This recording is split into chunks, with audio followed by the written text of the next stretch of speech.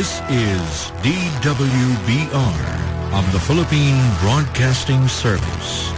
104.3 on FM. Music and talk.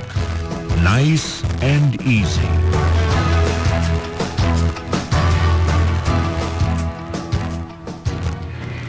The time is 7 o'clock. Good evening. This is the PBS Network News. Today, September 19, 2013. President Benigno Aquino III will remain in Zamboanga City until the immediate crisis is over. The president is confident that the standoff will end soon as government forces continue to reclaim the area previously held by MNLF and Moro rebels surrendering to the authority. The standoff is now on its 11th day with 20 hostages still being held by the MNLF Miswari faction. Marie Ruiz has more. According to the president, he will return to Manila after the Zamboanga Rehabilitation and Construction Plan is presented to him. The president does not expect this to take long. Clearing operations are ongoing in Zamboanga. As of broadcast time, there are still 20 hostages being held by the MNLF Miswari faction. Pilitin ko hanggang matapos itong immediate na crisis. Palagay ko babalik ako pag natapos yung plano para maipaliwanag ng detalye anong gagawin ng gobyerno para kanino, saan, kailan. No? At I don't expect that to take too long. In Malacanang, presidential spokesman Edwin Lacerda released the daily schedule of the president in Zamboanga City. Lacerda says the president has meetings 3 times a day starting at 7 o'clock in the morning. The president meets with the security team for the security assessment and cabinet members for the humanitarian concerns. The president also met with the Crisis Management Committee, business and civic leaders. Marie Peña Ruiz for PBS. An Army junior military officer was killed in the clearing operations of government forces in Zamboanga City early today. Military spokesman Brigadier General Domingo Tutaan said the officer was killed in Barangay Santa Barbara. He was the first military officer to die in the 11 days of fighting between government forces and the MNLF fighters. Army spokesperson Lieutenant Colonel Randolph Cabangbang identified the fatality as a 30-year-old First Lieutenant Christopher Rama of Norsagaray, Bulacan. He was a member of PMA Class 2008. He was an assault platoon leader of the 1st Light Reaction Company of the Special Operations Command. Rama is married with 1 child. In the meantime, President Aquino also assured that the government assistance for the affected community is in place. He said that the funds are enough to rebuild the villages that suffered intensive damage during operations by government forces against Moro rebels. Again, Marie Ruiz with this report. President Benigno Aquino assures that the government has enough funds to rebuild Zamboanga City. The president said as of now an estimated 3.89 billion pesos is needed for the various programs that will be implemented to help Zamboanga City and its residents.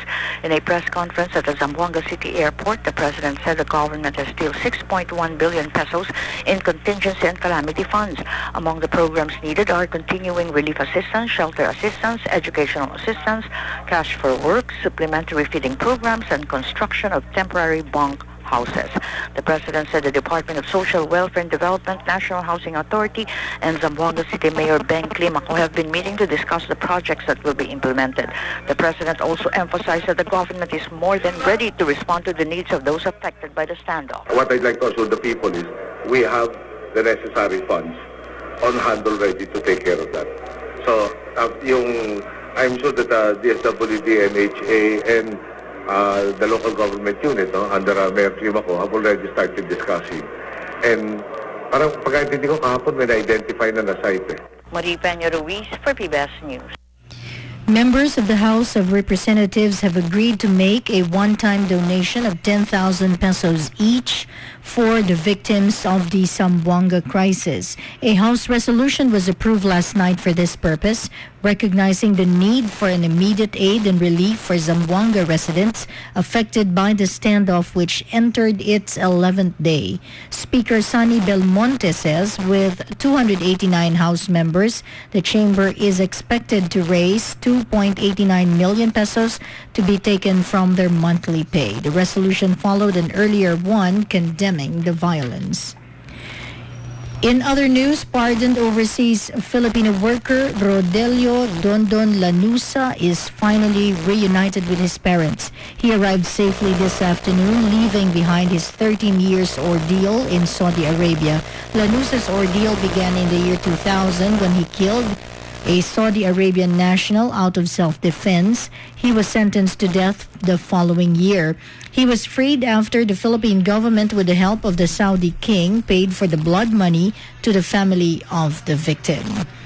The Justice Department has filed multiple murder charges against 13 police officers involved in the January 6 bloody incident in Atimonan, Quezon. Among those charged with murder include Superintendent Hansel Marantan, the ground commander of the government team that carried out the supposed operation against members of a gun-for-hire group.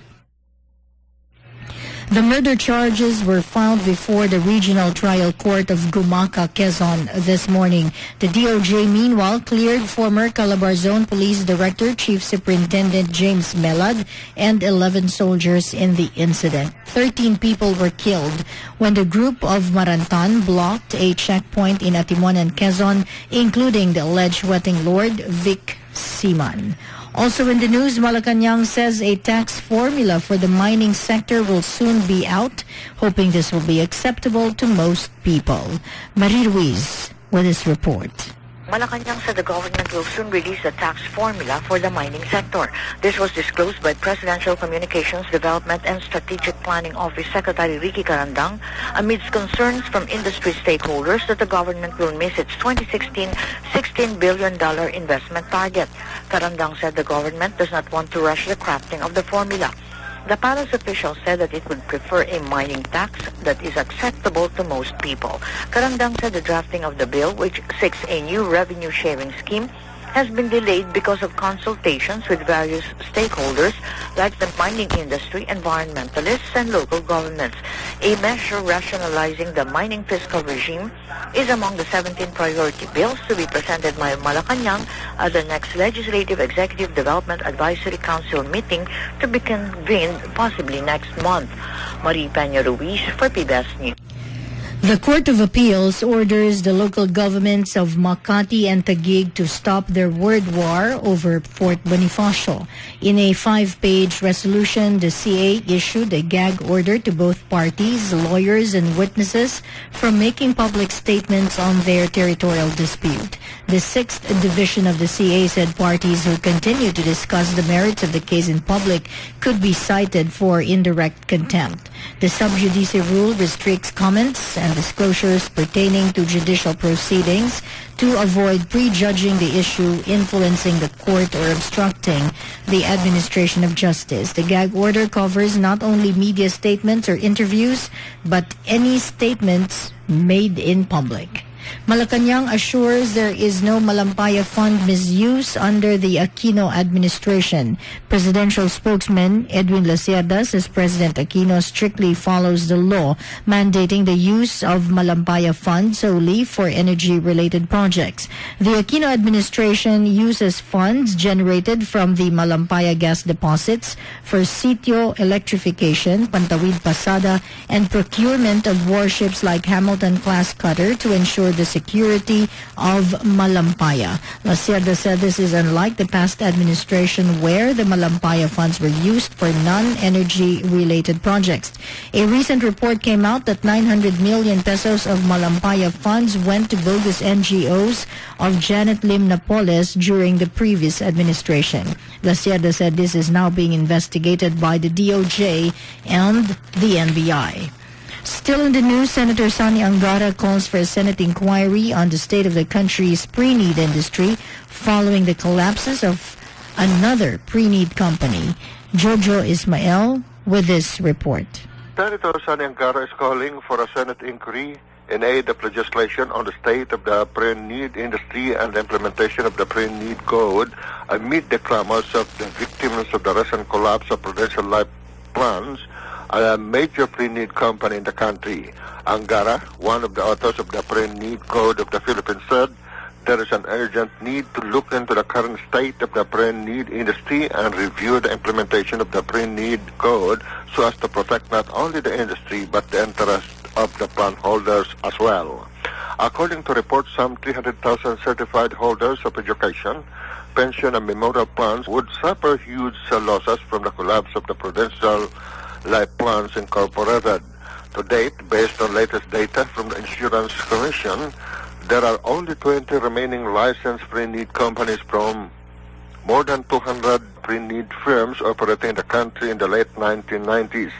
These firms started collapsing immediately after the Asian financial crisis. For PBS News, George Ismael, Sen. We'd like to correct that. That is a report following the collapse of another pre-need company. Back to the Zamboanga crisis, President Aquino says MNLF founding chair Nur Miswari, Commander Habir Malik, and others who attacked the city will be arrested and be made accountable for their misdeeds. At the same time, Pinoy warns Miswari copycats to think twice, as the government has already demonstrated that it will not allow such acts. Marie Ruiz with this report. Commander-in-Chief stressed that those who put citizens' lives in danger will be punished with the full force of the law. Among the cases being readied against the MNLF Miswari faction who are part of the Zamboanga City siege are rebellion, multiple murder, arson, and illegal possession of firearms.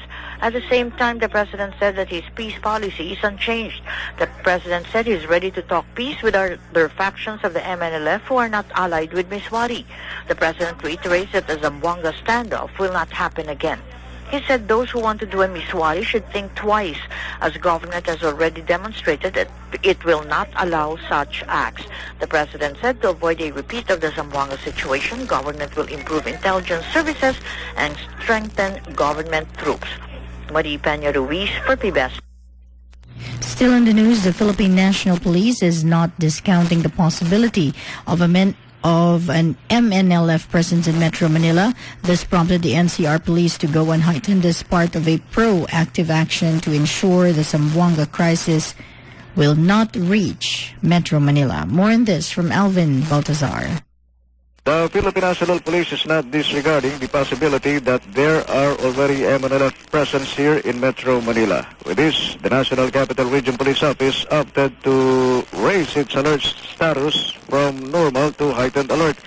The NCRPO leadership also ordered all district directors to conduct dialogues to different Muslim communities here in the metropolis. In line with this, the PNP said that they are now performing proactive actions to ensure that the tension in Zamboanga City won't reach the National Capital Region. SINDAC advises the public to expect more police presence to several areas of convergence. Hindi namin inaalis ang posibilidad na may MNLF presence sa Manila. Bagamat walang katiyakan to, we are assuming that possibility. PNP spokesman, Senior Superintendent Ruben Teodoro SINDAC. Alvin Baltazar for PBS News.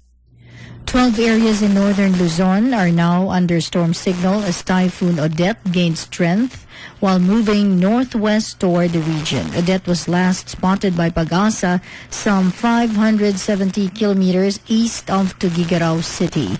Pag-asa placed the Batanes Group of Islands, Cagayan, Calayan, Babuyan Group of Islands, and Apayao under public storm warning signal number 2. Signal number 1 is now hoisted over Ilocos Norte, Ilocos Sur, Mountain Province, Ifugao, Abra, Kalinga, and Isabela.